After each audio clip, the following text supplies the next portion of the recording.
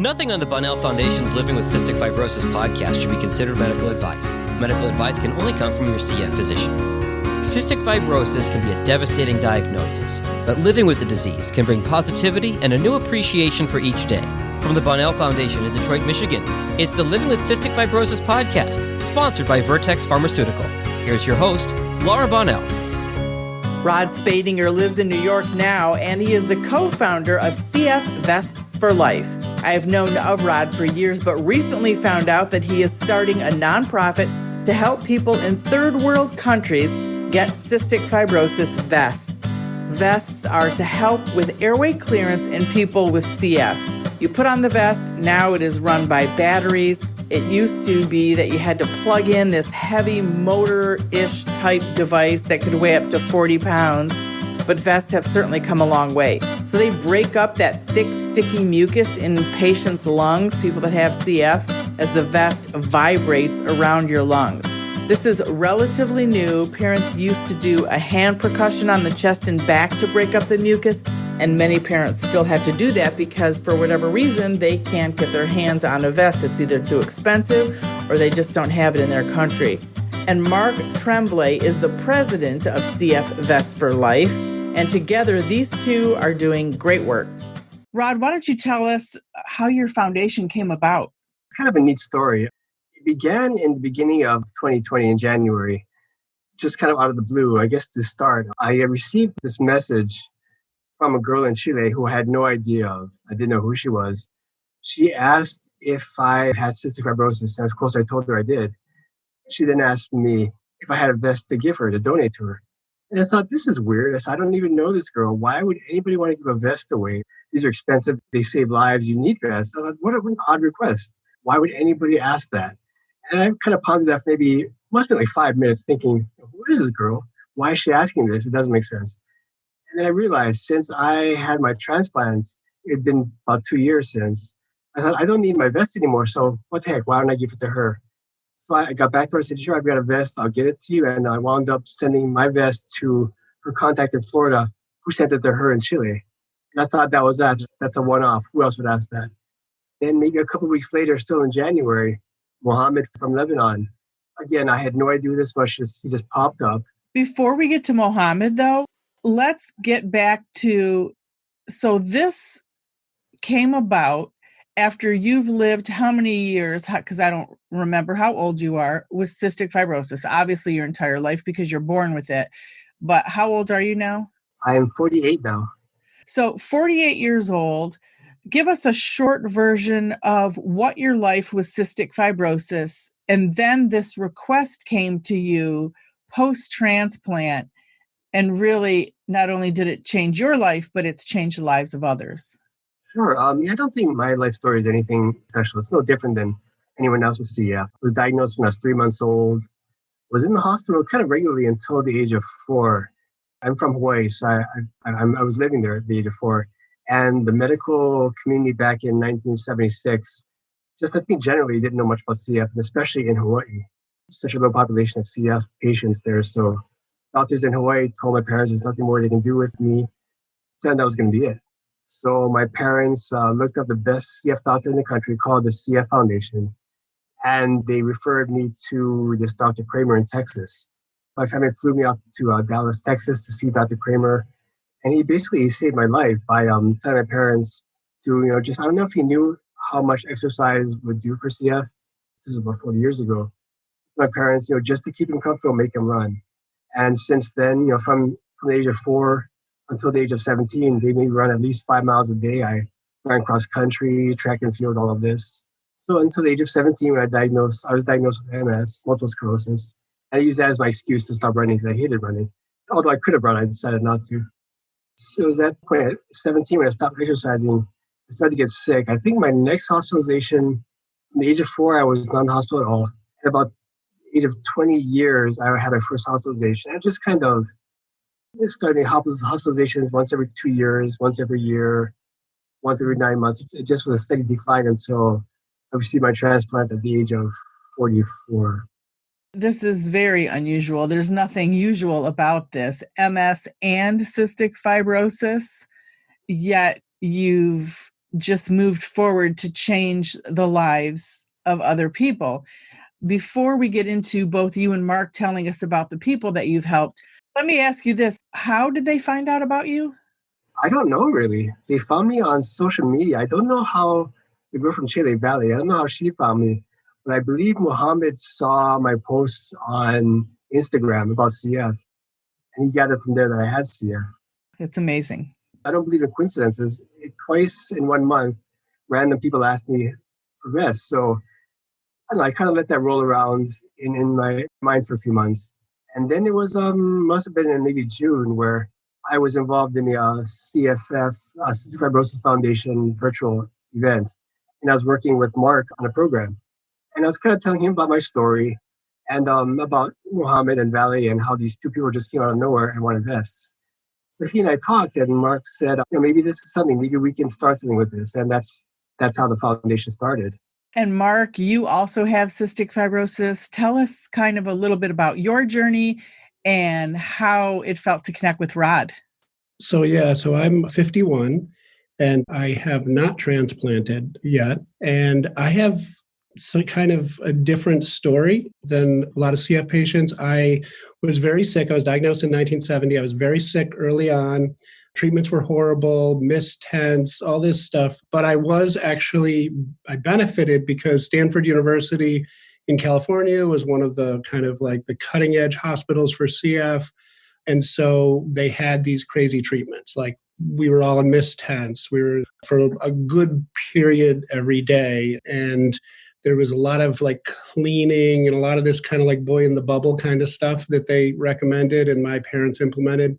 Before I was 16 years old, no, I was only 14, every other child in the clinic died. No one made it.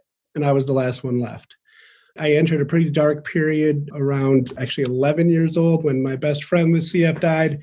Kind of gave up on things and I turned to drinking and using drugs and just I basically was living because I didn't want CF to control when I ended my life. I wanted to kind of take control of that. And then you turned things around and... Yeah, so I turned things around.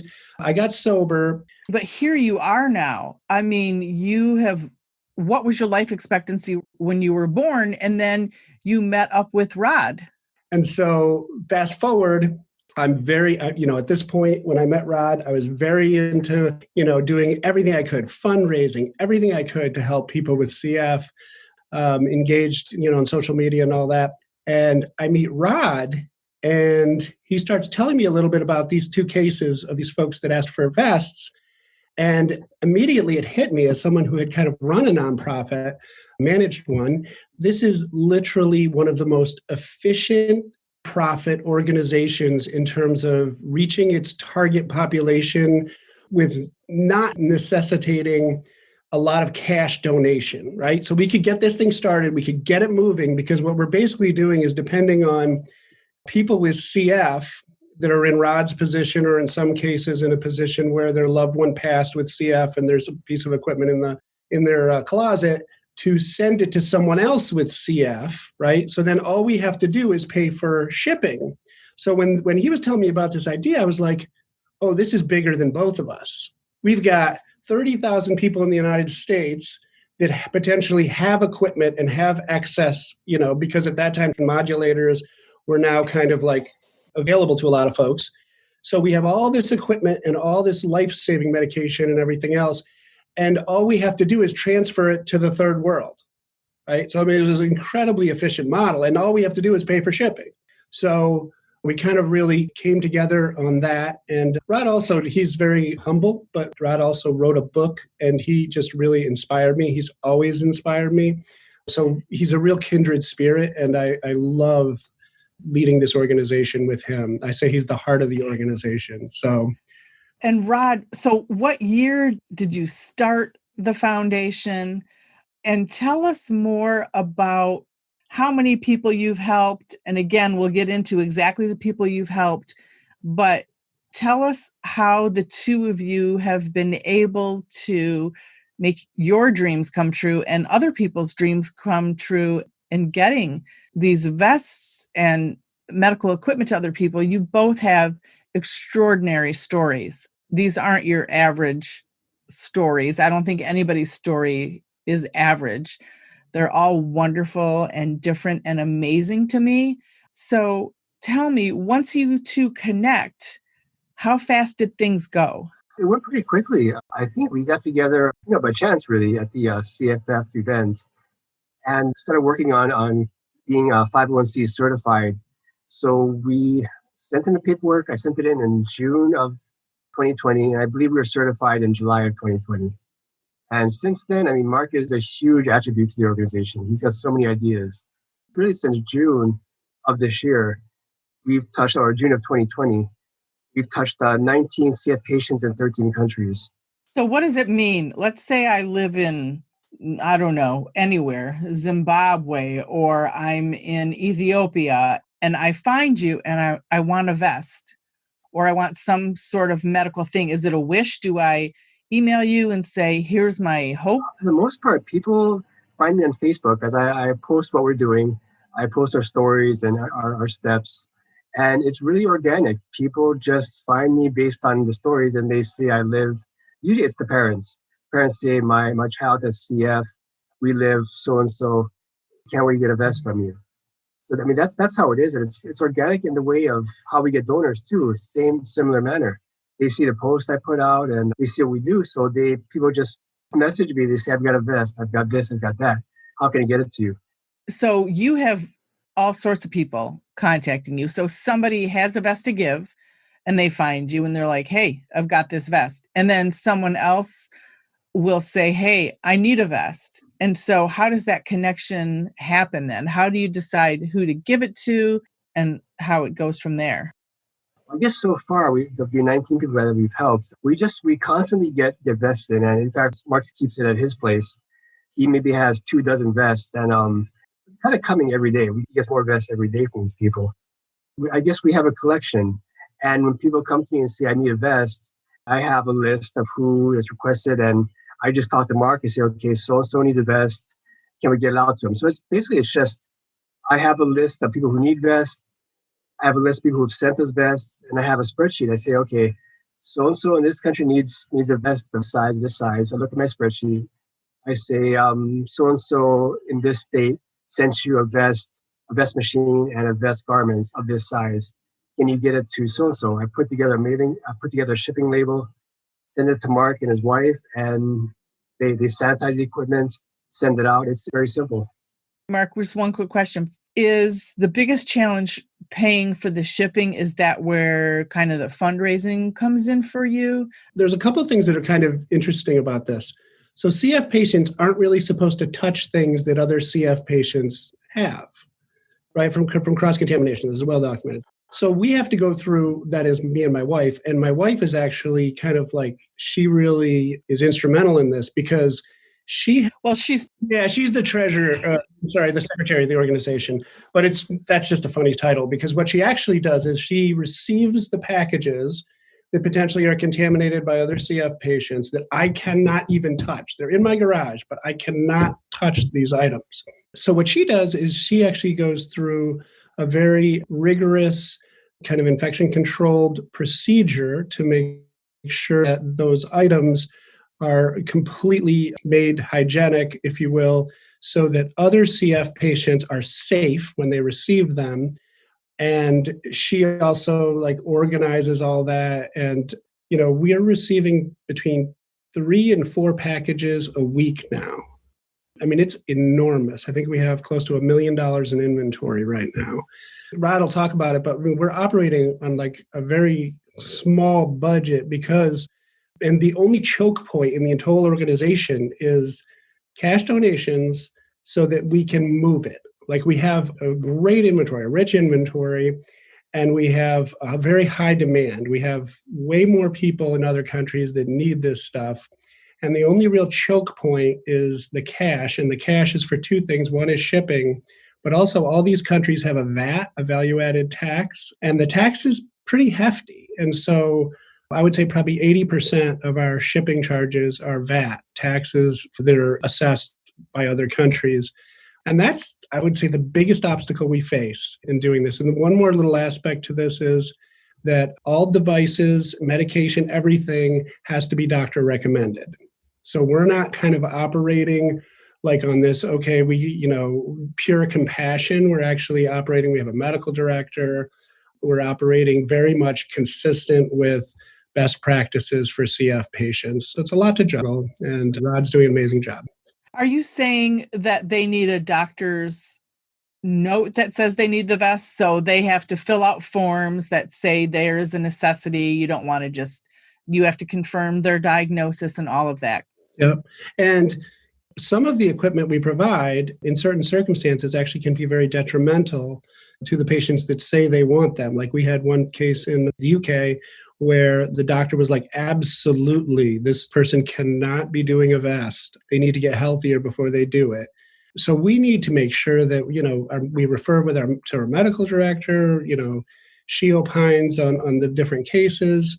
And we are seeking to the best of our ability to help optimize the health of the individuals we serve, consistent with best practices. So we're an organic organization that, that wants to do well, but we also want to make sure what we do is medically beneficial.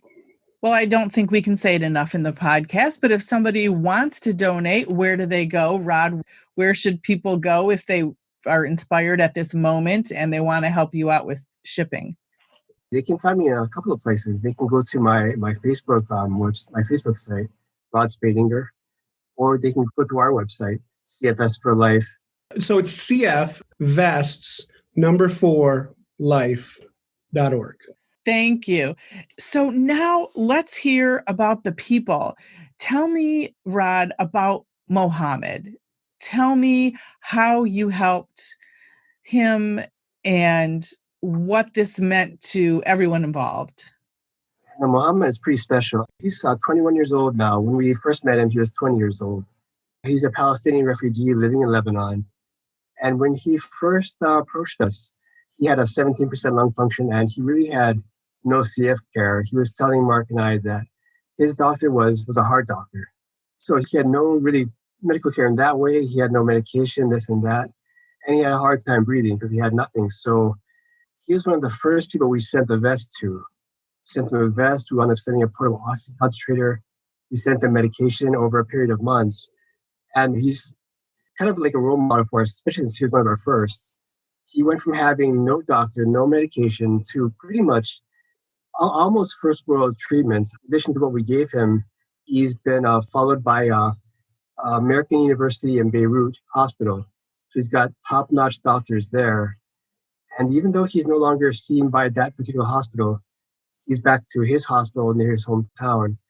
A doctor from American University in Beirut is following him.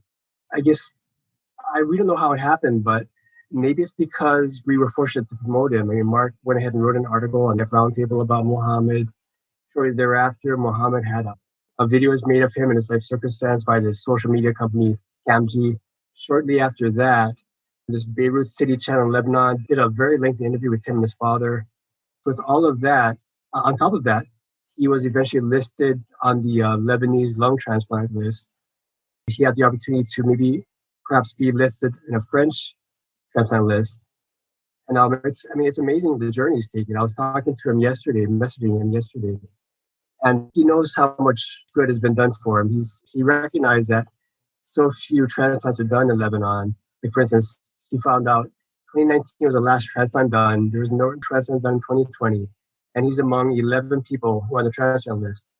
And I was kind of messaging, keep up your spirit. Everything's going to be okay. And his words were, I really believe they'll get something special. Besides the fact that they don't do transplants there in Lebanon. And he's like number 12 on the list. I really believe they'll get something special. I mean, the hope he seems to have now versus what he had when we first touched him is remarkable. And what is his lung function now? I mean, obviously you gave him more life, more years, and more time. But what is his lung function now? And is he going to have that lung transplant? Is that inevitable? It sounds like it. He hasn't shared with me what his lung transplant is, but he tells Mark and I that he's in and out of hospitals.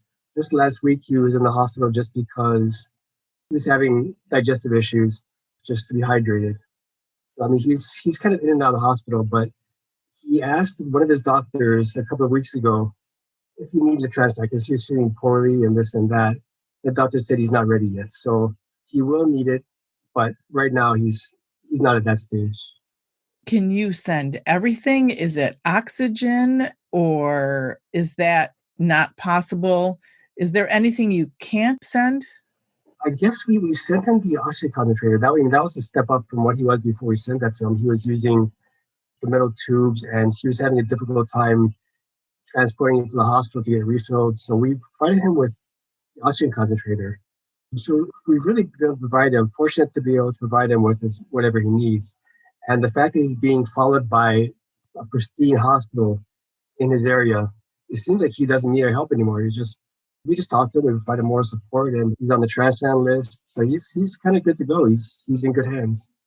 Well, I believe just this one person's life you have changed, the two of you, that alone is absolutely the best gift you could give. Like, you've done your job. And that was one. And now you've helped, 17 more people? I mean, it's so emotional. To me, I just think of who you're helping, both of you. And everyone should know about this because it is amazing work that you're doing. Amazing.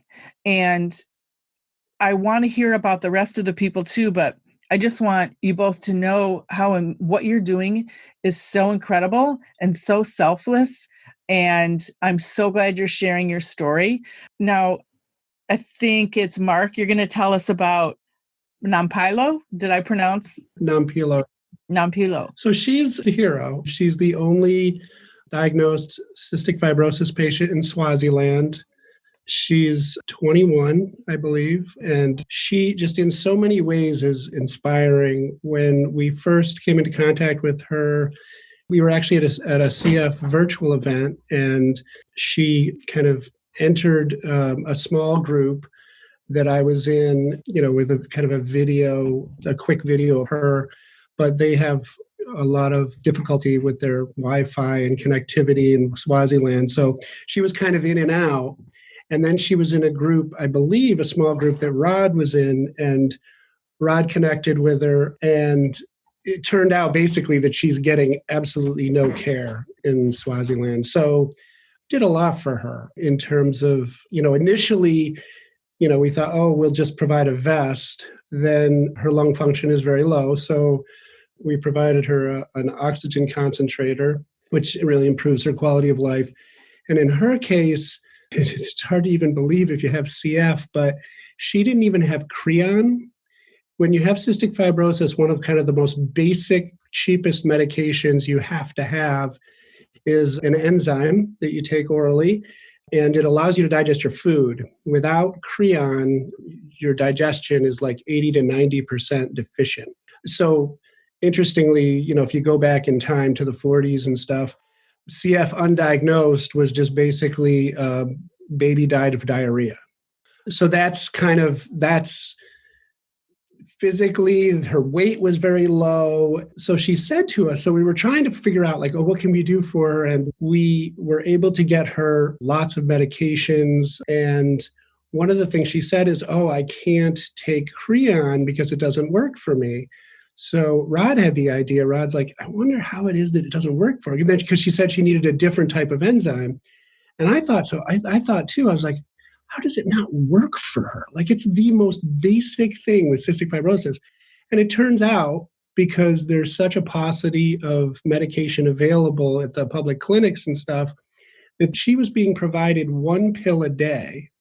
Well, with these enzymes, you need 5 pills with every meal. So 1 pill a day you're not even going to notice the impact. So it wasn't that Creon didn't work for her. It's that she wasn't taking nearly enough. So we sent her a pretty large shipment of Creon. This is another case where another organization got involved and now is providing her with medication. So we don't have to continue to provide it. And she's doing okay. It's still pretty rough. The adversity she faces is not even, it's hard to comprehend, I think, in a first world country like the United States. One thing that I love about Nampilo is she's got a pretty strong social media presence, and she's very honest about where she's at in a given day, and she's very inspirational. She'll say when she's having a rough day, and of course she has a lot of them. She's definitely end stage CF. But one of the things Nampilo kind of emphasizes for us is that more than likely we're not going to save any of the people's lives from CF that we help. That's most likely not going to happen. Prayerfully, Mohammed will end up with a transplant, and that could be it could be transformative in terms of the length of his life. But what we do more, I believe, than that is we kind of throw the one starfish back into the ocean. Like for today, this starfish gets another day, and we provide a connection with them. So we're there to support them so they don't feel alone in their struggle. We probably can't fundamentally change their struggle, but we can make them feel connected, and we can make them feel that they have fellow warriors rooting for them, cheering for them, loving them. And I think that's probably one of the most powerful things we provide to these folks. So powerful and so moving to hear her story, and very emotional just hearing what you were just talking about, something I've learned since talking to doctors and patients in Egypt recently as well. We're talking to Rod Spadinger and Mark Tremblay. They are with CF Vests for Life. They give vests and oxygen and medications. They get it to people in third world countries. You've already helped 19 people in 13 countries. And we want to hear more about the people that you've helped. So rewarding in such a hard situation. But Rod, if now you can tell us about Med, Fatima, and Saya. Hopefully I pronounced their names correctly, but please tell us about how you were able to help them. Yeah, no, thanks for allowing me to talk about them. They're just a neat family. 3 kids, all 3 have CF. They live in the West Bank in the Palestinian territories. Ahmed is 25, Fatima is 16, and Saja is 14. So I was kind of talking to Ahmed this morning, and he was telling me his lung function is at his FEV1 is at 57%. He's the oldest. Saja, who's 14, her lung function is between 80 and 95. And I like his words. He put it pretty good for a young CFer. But CF has no age rules. So he recognizes that. But the third, Fatima, she's the most significantly affected, unfortunately. She's been on oxygen 24 hours a day for 4 years, going on 5 years, and her FEV1 is 31%. And actually, in fact, Ahmed was saying that Saja and Fatima are both in the hospital right now. But the story is neat in that Fatima, since she's been on oxygen for years, we provided her and her brother and sister a vest at a portable oxygen concentrator. What's neat is that I used to be on oxygen before my transplant. And one of the options is it's a huge oxygen concentrator. It's got to be like 20 pounds. It's highly immobile. So that's what she was on. And because of that, she couldn't go out of her house. The only way she could leave was to go to school. And to do that, her brother, Ahmed, would carry the oxygen concentrator behind her. This thing's got to weigh like 20, 25 pounds. It's huge. He would carry it behind her so that she could go to school and this and that. But besides school, like I say, she couldn't do anything else. What I thought was kind of sad was last year. It was during the Muslim holiday of, I pronounced it right, Eid al-Adid. I guess it's a large holiday where people get together, they party, they go out. Since she was stuck at home, she couldn't go out with her friends. She had to stay at home when her friends were enjoying the holiday. The large holiday, she couldn't participate. And to me, that was heartbreaking. So a couple of months ago, we got her the portable oxygen concentrator, and it was really special because Ahmed made a video of, I guess Saja was recording the video. Ahmed went to Fatima, who was, of course, on oxygen, sitting on the couch. Ahmed brought her the box, and they were speaking in Arabic. I couldn't understand what they were saying, but he said something to her, and she's looking up at him. He's holding the box. And it sounded like he said, what? And he said back to her, kind of mocking me, what? And I couldn't understand what else he was saying, but he eventually sat the box down, and she was interested. She's peering over. She was holding her cat because she was excited. He opened the box, And she looked into it, and there was a portable oxygen concentrator. You could see she was just so excited. And it kind of went on, and she's pulling everything out, the different aspects of it, the parts. And she was just so excited, saying how thankful she was. And even more than that, Ahmed made a video, I guess a few days later. Fatima was outside with the oxygen concentrator. She, again, for the past 4 years, she'd never been outside other than with this immobile unit. She was sitting there talking to her uncle, and Ahmed was telling me that her uncle off camera was so amazed watching her talk, watching her just talking about how she got this oxygen machine.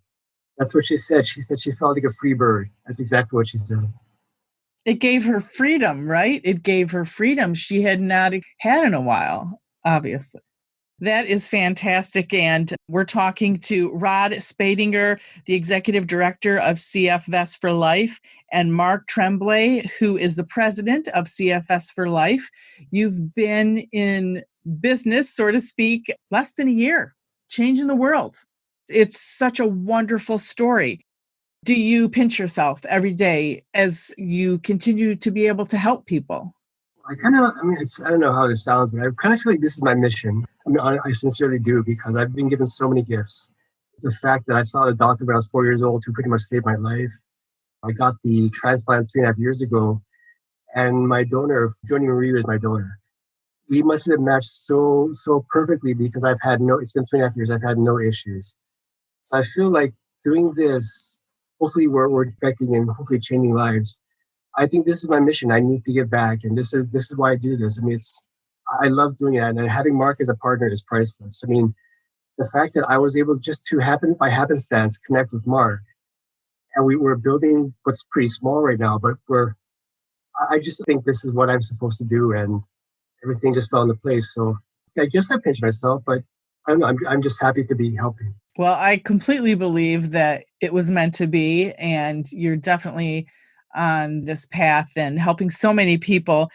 And I believe that Mark is going to tell us about Paul. I was supposed to actually connect with Paul before this meeting, and I wanted to find out his health is not good right now. But one thing that I do want to talk about, as long as I have this opportunity, is we also face structural issues and policy issues in this other country. There's a girl, Jordan, that we work with in Australia, and she's a young girl. She definitely had a pretty significant struggle with CF, but she's also has an incredibly courageous spirit. She started swimming at 2 years old. She's very involved in theater. She's been on TV, local TV, for her dance and music, and she's just a very charismatic little girl. And one of the things that I love that she says is, so she loves to dance, and she says, so physical exercise is like one of the things they recommend for CF to help treat, And so she says, I dance to breathe and I breathe to dance. So it's just such a beautiful, because as CF patients, we're not just CF patients, we're dynamic people who happen to have CF, and she really embodies that. But one of the things is we provided her a therapy vest, and and there's great video of that. Kind of look her up, Salty Jordan, on social media. But one of the things we ran into is we gave her a vest, and she inevitably got sick because, again, I've tried to explain this, but just because we're giving equipment to people doesn't mean they're not going to get sick. Doesn't mean we change. We don't cure CF, right? So she got sick. She went into the hospital, and they told her not to use the vest, because it's obviously causing the bacteria to get trapped in her lungs. And, that's why the public health system in Australia doesn't cover vests, because they're bad for you. Well, it's established science in first world countries. And, and Australia in many ways is an advanced country. But with respect to CF care, they obviously have a little ways to go. So we basically face this kind of policy challenge in Australia, where if we provide vests, CF doctors or hospitals may choose not to treat people that are using these vests. But we know that, using these vests will in fact lengthen her life. Well, it will. We know this. This is old research. So we face these kinds of struggles in some of these countries. And I think this really highlights that, we have a large mountain to climb, to try to help these people. And, one of the many challenges we have, in addition to raising funds for shipping, is trying to kind of raise consciousness about some of the first world interventions that we take for granted, so these other countries will adopt them and kind of work with us. So I just think that's a great example of one of those cases where, we can make a difference, but we need so much more to be able to make, really a difference, for a lot of the other CF patients in Australia, where there's a very high prevalence of CF. And I think in addition to all your learning, one of the things I am learning, and it makes perfect sense, we can't know everything in the world, but this is a huge issue that I would say even the majority of our very small CF community, because we're a rare disease, we're under 50,000 in the United States, we aren't even aware of. For the most part, we aren't even aware in our community that people in third world countries don't have all the things we may take for granted. I mean, I don't think most of us take it for granted because we're all very glad we have the vests and the CF modulators but in these other countries, and not even third world, Australia, that don't have everything they need. So I think what the two of you are doing is amazing. You're so new. Where do you want to see yourselves go in the future? So I'll start and then Rod will jump in. But my background, since I've been doing public policy is in health economics. And one of the things, and that's like 22 years of being a bureaucrat for New York State here, so doing health work. So there's about 20,000 people that lack access fundamentally to CF care in the world, right? We got 30,000 in our country, about 20,000, about half of the remaining 70,000 total in the world. So about half of the 40,000 overseas are probably receiving an adequate level of CF care, like they get Creon. They're at least getting, they go to a clinic appointment with a CF specialist. But about 20,000 people in the world are just, to say they lack access is an understatement. Right. And if I may interject, if they're lucky enough to even get tested, there are many people that are not even diagnosed correctly with cystic fibrosis because they don't even have the opportunity for getting a sweat test. So it's just bigger than us and so much more. So, that's excellent point, Laura. So I figure there's about 20,000 that are really in rough shape. About half of the other 20,000, if you will, are underinsured. They don't have access to kind of things that in the first world countries we just assume, like, you can get an inpatient visit if you want one, if you're sick of CF, not necessarily in these other countries. So that's kind of, for me, the market. As kind of a healthcare economist, like, that's the market. It's massive. We've helped 19 people. My goal is that I believe, like, in the next year, I believe we should be able to help another 100. We're getting more efficient at our delivery systems are working better.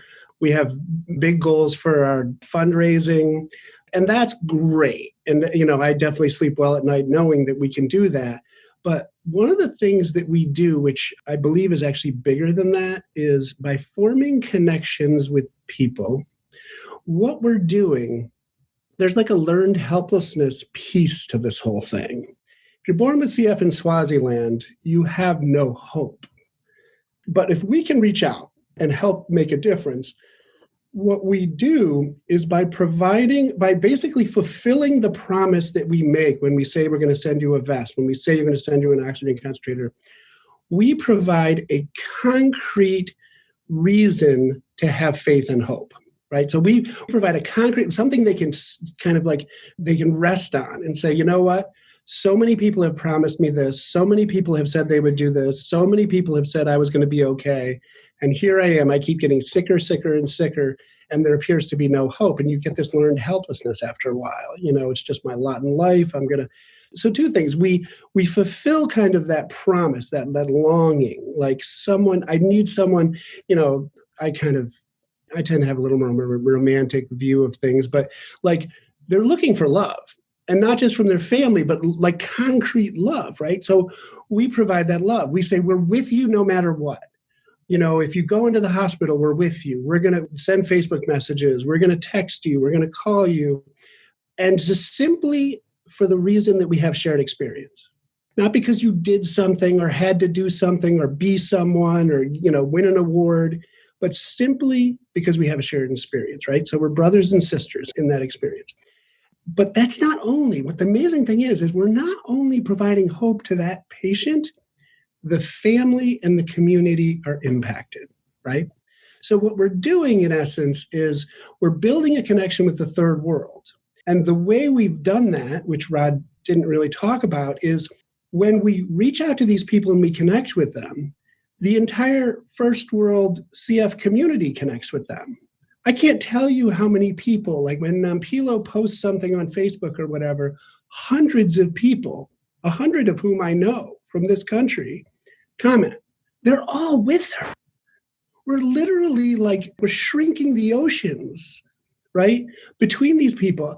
And that is much more powerful. It's kind of an esoteric, a little conceptual, but it's more powerful than anything concrete will do for these people. Because in the end, most likely what we do for these people is not going to significantly lengthen their life. It will profoundly impact the quality of their life on a daily basis and give them opportunities that they would not otherwise have, but we can provide a medical breakthrough. They will have CF. They will have the bondage of CF for the rest of their life. So, that's the big vision of CFS for Life. That's fantastic. And Rod, of course, I want you to weigh in on this. We're going to wrap it up here, but I definitely want to hear what your thoughts are going forward with CF Vests for Life.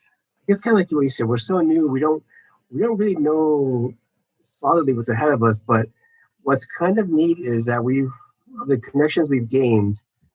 We two I can think of. We've got into contact with the father of a little girl in Thailand. And in Thailand, they have no CF treatment, they have no vest, no nothing. So his name is Josh. He's connected with his doctor, and his doctor has identified 10 CF patients, as far as 10 CF patients in the whole of Thailand. Maybe we can make it so that CFS for Life, resources allowing, can provide vests to the entire CF population in Thailand. And that's one. And just the other day, we were contacted by the president of a CF organization. And I've been communicating with him. And his focus is on Kazakhstan patients. And of course, they have nothing. So, of course, we just started a conversation with them. Maybe we can help to supply vests to a portion of that population as they become diagnosed. I mean, Mark and I just feel there's so much to do. We don't even know what's on our horizon. But with the support we receive from the community, we received over tens of thousands of dollars in our first few months from people who they see our story and they don't see us, they see the people we're helping. And they want to help them. Like Mark was saying, Nompio in Swaziland, they see the benefit we're giving these people. And in essence, the benefit they're giving these people by their donation, their support. So I think with our community, the resources they're giving us, we're so new, but it's kind of unlimited at this point. With Mark and his wife and myself, we don't see an end right now. And beautifully put, so hopeful, and you're going strong. It's wonderful to see, and I'm glad we got to share just a little bit of your story. And we will, of course, put a link on our podcast, on our website, so people can get in touch with you. But thanks to you both for sharing your story. Rod Spadinger, who is the Executive Director of CF Vests for Life, and Mark Tremblay, who is the President of CF Vests for Life. Thank you both so much for joining us and sharing your story. Yeah, I really appreciate the Bonnell Foundation for providing us this opportunity, and you, Laura, in particular. Thank you so much for having us. The original music in this podcast is performed by Kevin Allen. It's not complicated. Who happens to have cystic fibrosis. We all got our worries and fears. I know it's got you frustrated, but loving you is so alright. This has been the Living with Cystic Fibrosis podcast. For more information and to learn more about the Bonnell Foundation, check them out online at thebonnellfoundation.org. That's BONNELL Foundation.org. This podcast was sponsored by Vertex Pharmaceutical, the science of possibility, and produced by Jag and Detroit Podcasts.